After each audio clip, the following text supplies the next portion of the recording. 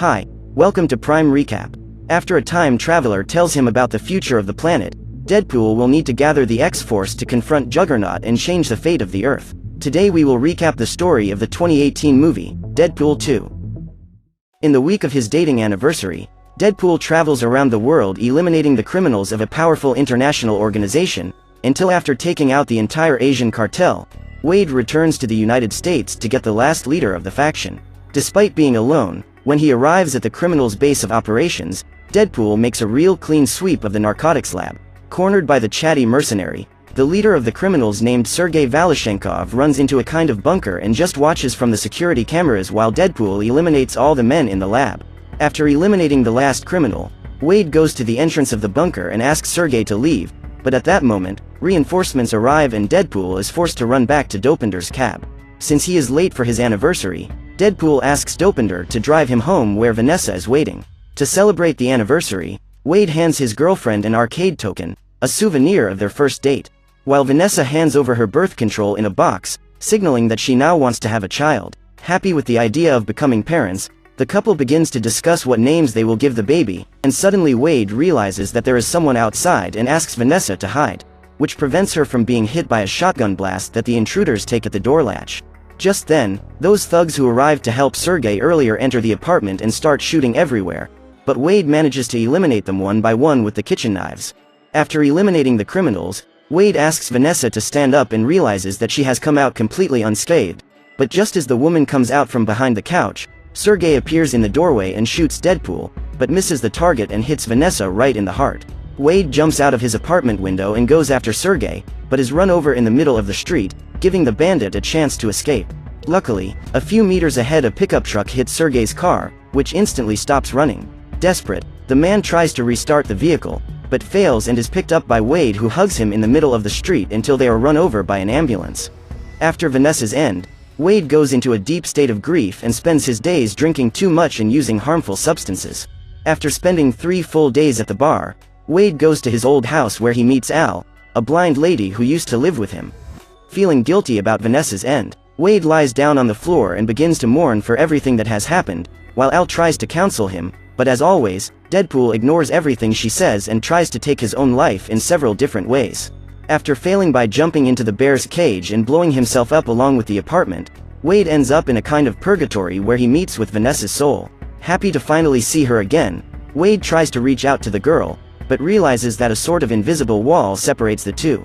Wanting to touch her one last time, Wade begins to call out to her, but Vanessa says that his heart is not yet in the right place. Not understanding what she means, Wade tries desperately to touch her, but is pulled back to the world of the living within seconds. At that moment, Colossus arrives at the apartment where Deadpool is in pieces and puts the parts in a bag to take him to the X-Mansion. After Deadpool has reconstituted his body, Colossus invites him to become an X-Men and begins to explain the rules of the mansion, but Wade steals Professor Xavier's wheelchair to escape and is easily captured by Colossus. At this point, the boy again grieves over the loss of his girlfriend, but when Colossus tries to comfort him by saying that the X-Men are now his family, Deadpool decides that he will stay at the mansion. At the same time, a young man named Russell arrives at the Essex Orphanage, a kind of institute that tries to cure mutants. There, Russell is welcomed by the local director, a complete madman who thinks that people with the X gene are sick and must be exterminated. After realizing that Russell will not be easy to handle, the director takes all the kids from the institute to watch the boy being electrocuted. After spending days suffering at the hands of this lunatic, Russell gets tired of this situation and begins to use his fire powers against the staff of the institute, causing a real panic in the orphanage. When the police fail to contain Russell, the X-Men are called in to deal with the situation and the Colossus convinces Wade to go with them.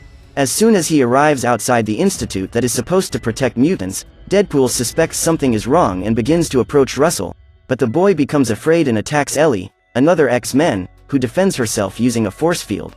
At this point, Deadpool tries to calm the boy down, but since he remains suspicious, the boy tries to strike him and ends up hitting a fireball right in Colossus' chest, sending him flying into the news van. Realizing that the boy is a threat, Deadpool draws his weapons and tries to surrender Russell, but Colossus asks him to calm down and reminds him that the first rule of the X-Men is never to take a person's life, even if they deserve it. To try to follow the rules for once in his life, Deadpool puts away his guns and slowly approaches Russell, trying to gain his trust, but just as he is getting close, the director leaves the institute walking normally, leaving the boy once again out of control. In a rage, Russell attacks DeadPool, who falls straight into a room on the 3rd floor of the institute. Tired of Russell's instability, DeadPool jumps from the 3rd floor and throws one of his katanas in the boy's direction, hitting him right in the forehead. Now that Russell is unconscious, the cops put a power-neutralizing collar on him, making it impossible for him to use his abilities. With Russell incapacitated, the director of the institute thanks DeadPool for his heroic act and says that from now on his employees will take responsibility for the boy, but Russell begs to be arrested or taken anywhere other than there. Finding this all very strange, DeadPool stops the employees from touching the boy and begins to analyze him, finding marks of aggression he has suffered on his neck. Upon seeing the wounds, DeadPool asks if they did this and Russell confirms. He then gets up and starts making a speech saying that he doesn't want to be the hero forever, ending with a headshot right in the forehead of one of the employees right after. To avoid receiving the shots, the director and the other employees of the institute hide behind a car until the Colossus manages to immobilize DeadPool. Not understanding what is going on, Colossus threatens to take the life of the anti-hero, who explains that he did it because the youngsters are being mistreated, but the X-Men says that they are not judges and therefore cannot condemn anyone. At this point, the cops put a neutralizing collar on DeadPool, who along with Russell is taken to Icebox, one of the largest prisons for mutants in the entire United States. Inside the icebox, Russell says that they should form an alliance with the strongest one in there, and Wade explains that there is a monster underground that would be perfect for that, but that they shouldn't focus on that right now. As his powers are blocked by the necklace, Wade becomes mortal again and begins to waste away because of his illness, becoming more and more debilitated. Even though he is slowly losing his life, Wade must live normally in prison and spends his days with Russell, but after getting involved in a fight with other prisoners and getting beaten up because of the boy, DeadPool gets tired and says he doesn't want to be friends with him, leaving Russell quite hurt. Just then, a mysterious man sees the report about the incident at the Essex Institute and starts assembling some weapons with his futuristic technology. With everything ready, the man invades the prison and, after discovering the cell where Russell and Wade are, starts advancing towards them, defeating all the security guards he finds along the way. Knowing that his weapons will do nothing against the armored cells, the man goes to the prison control room and sets off a bomb that explodes the computers there, opening all the cells and freeing the prisoners. Thinking that the mysterious man is hunting him, Wade asks Russell to move away and flee to another direction, but when he realizes that the man is chasing the boy, Wade decides that he will protect him and starts to fight. Despite wanting to protect the boy, Wade is very weakened and is at a disadvantage because of his illness, but as they fight, the man ends up shooting DeadPool's collar, which begins to fail, slowly giving him back his immortality and regeneration. With Wade seemingly defeated, the mysterious fellow goes to Russell and prepares to take him out, but just as he is ready to shoot, DeadPool gets up and jumps on top of the man, causing them both to fall to the 2nd floor and the collar to come off for good. Thinking Wade has been eliminated, the bizarre cyborg focuses fully on Russell and destroys the floor beneath him, knocking him to the 2nd floor. But as soon as the boy touches the floor, DeadPool fully recovers and begins beating the stranger with an iron bar. Taking advantage of the gap, Wade takes the enemy's gun and puts it on full power, making a shot that throws the man away. Wade then walks up to his opponent and asks him to explain himself, but the guy just says that his name is Cable and that he came from the future. At that moment, the man uses a magnetism device to draw the gun back to him and fires at the ceiling, knocking over a steel structure that nearly falls on Wade.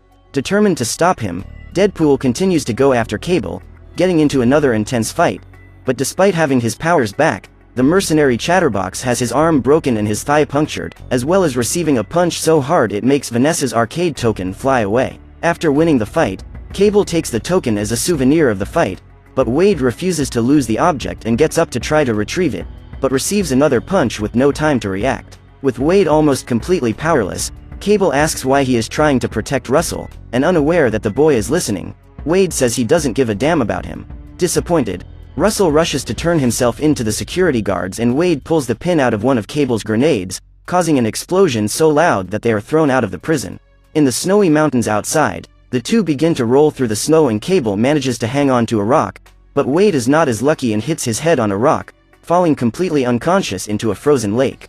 As soon as he touches water, Wade once again ends up in that purgatory and begs to be allowed in, but when Vanessa doesn't answer him, he starts thinking about what she said last time and finally realizes that Russell is the place where his heart should be. When he realizes this, Wade once again returns to the human world and, after emerging from the freezing water, goes straight to the bar to create a plan to save him. While talking to the Weasel, the bar attendant, The young man learns that the mutants will be transferred to another maximum security prison in a few days. With this information, Wade decides to put together a team to rescue Russell and begins interviewing some people, putting together the team he names X-Force. Now that Wade's team is formed, Weasel leaves the bar and starts walking toward his house when Cable catches up with him to get information. Despite being Wade's friend, Weasel is a coward and tells everything he knows about Russell and the X-Force.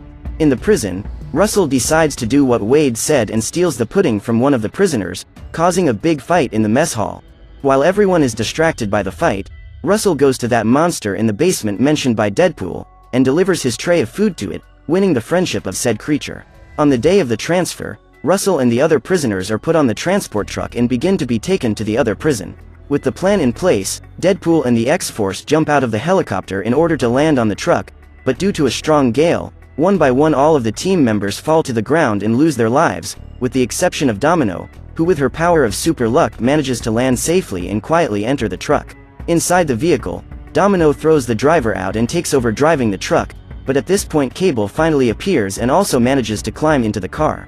When he is inside, Cable realizes that DeadPool is behind them with a scooter and starts throwing the cabins with the prisoners to try to take him down, but Wade manages to dodge it. At a disadvantage outside, DeadPool tries to jump off his motorcycle and into the truck, but ends up making a mistake and crashing violently to the ground.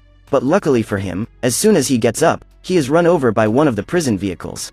On the hood of the car, Wade eliminates the driver and, while using the katana to accelerate the vehicle, uses his other hand to hold the steering wheel. While DeadPool drives the car from the outside, Domino tries to confront Cable from the inside, but is easily defeated.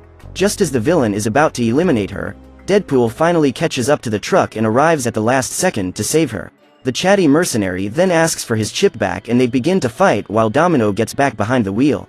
But when she tries to stop the truck, she realizes that the shots have hit the chassis of the vehicle, causing all the brake fluid to leak. While Domino tries to slow the vehicle down somehow, Cable starts shooting at DeadPool, who cuts down the projectiles in midair with his katana, but still gets hit several times.